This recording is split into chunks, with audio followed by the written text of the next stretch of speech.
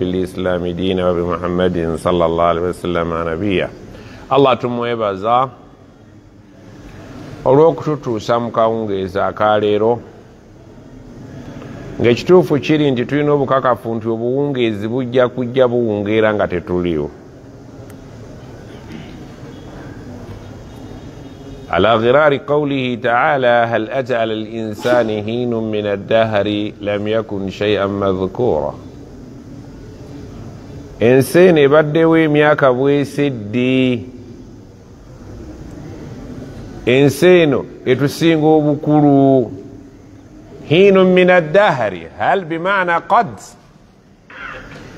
ata ala linsan, ekituufu ekyamazima nti emyaka ku muntu ono aliwo, ensi ebaddewo eri lam yakun shay'an madhkura, ng'ono aliwo olwaleero taliiwo. ku nsi tolinaako kibanja, ku nsi tolinaako kyakulya, ku nsi tolinaako kyakunywa, nga naye ensi weeri ebyokulya n'ebyokunywa weebiri. lam yakun shay'an madhkura, nga tewali akwogerako nti wooli. olwaleero gwaliwo. ekituufu kiri nti history repeats itself, ensi ejja kuddayo ebeerewo nga toliiwo.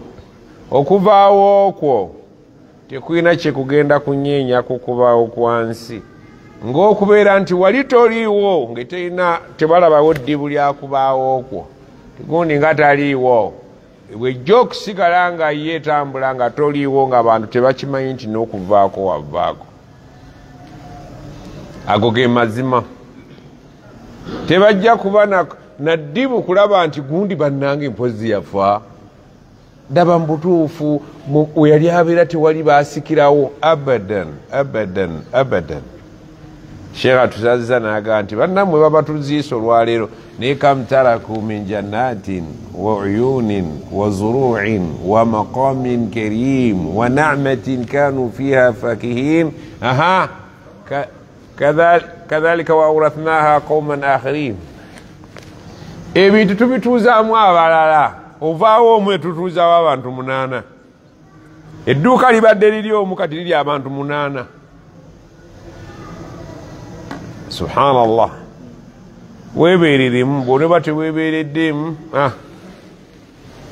naku lwajjo twalabye ekigambo audhu,